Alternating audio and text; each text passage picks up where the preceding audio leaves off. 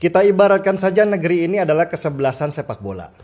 Di kesebelasan bernama Indonesia Football Club ini, presiden sebagai pelatihnya dan para menteri adalah pemain yang ada di lapangan. Tahun 2019 adalah tahun yang berat untuk Indonesia Football Club.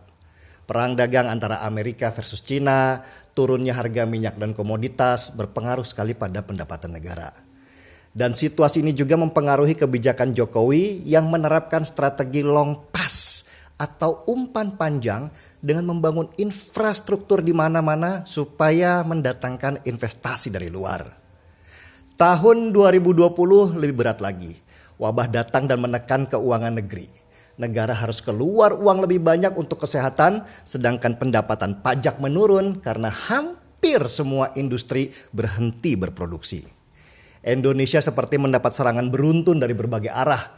Para striker, yaitu menteri yang berurusan sama ekonomi dan investasi di depan, tidak bisa bekerja karena situasi tidak memungkinkan. Yang paling sibuk tentu penjaga gawang kita, yaitu Menteri Keuangan, Ibu Sri Mulyani. Sebagai kiper, Bu Sri Mulyani harus kerja keras untuk menyelamatkan gawang supaya tidak kebobolan. Serangan-serangan beruntun saat wabah datang ini semakin keras. Kalau gawang bobol, selesailah kita semua. Dan yang paling mengerikan dari serangan ekonomi ini adalah jebolnya gawang di pelaku UMKM. UMKM selama ini menjadi pondasi ekonomi kita dengan kontribusi 50% kepada negara. Mereka juga pilar-pilar yang membentang dan memperkokoh kekuatan ekonomi kita. Nah, saat wabah ini UMKM kitalah yang diserang. Mereka tidak bisa kerja, tidak bisa produksi, dan tidak bisa menggaji karyawan.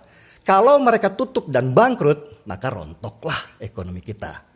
Karena itu untuk menyelamatkan UMKM, Bu Sri Mulyani menyiapkan strategi baru, yaitu keluarkan surat hutang yang dia kasih nama pandemic bond. Wah, hutang lagi dong, begitu pasti pikiran orang. Memang kenapa kalau hutang? Selama hutang itu untuk sesuatu yang produktif, bukan konsumtif, tidak ada masalah. Tidak ada perusahaan yang besar tanpa hutang. Mereka butuh hutang untuk mengembangkan skala produksinya, bukan buat nyicil mobil mewah. Pandemic bond yang diluncurkan Bu Sri Mulyani ini didukung oleh bank-bank internasional seperti Citigroup dan Standard Chartered. Dukungan bank-bank dengan nama besar ini menunjukkan kalau Indonesia masih dipercaya oleh dunia internasional. Dalam situasi seperti ini, kepercayaan dunia internasional itu sangat penting. Kalau mereka sudah tidak percaya lagi sama kita, jangankan mau ngutang. Mereka bisa-bisa menarik investasinya dari negeri ini dan bangkrutlah kita. Jadi bisa kita sederhanakan kalau hutang itu juga adalah kepercayaan. Selama kita lancar membayar hutang, maka kepercayaan juga akan semakin bertambah. Kalau kita nggak bayar hutang, misalnya di bank kita kena call 3, maka tidak ada lagi yang percaya sama kita kalau mau ngutang. Indonesia adalah negara dengan jumlah penduduk keempat terbanyak di dunia sesudah Amerika. Dan ini tentu berpengaruh pada ekonomi. Ibaratnya seandainya semua dunia tutup total, kita jualan di antara kita sendiri saja bisalah untuk makan. Dan mungkin inilah yang dimaksud oleh IMF bahwa ada 3 negara di Asia yang akan bertahan saat resesi ekonomi pasca wabah ini melanda dunia.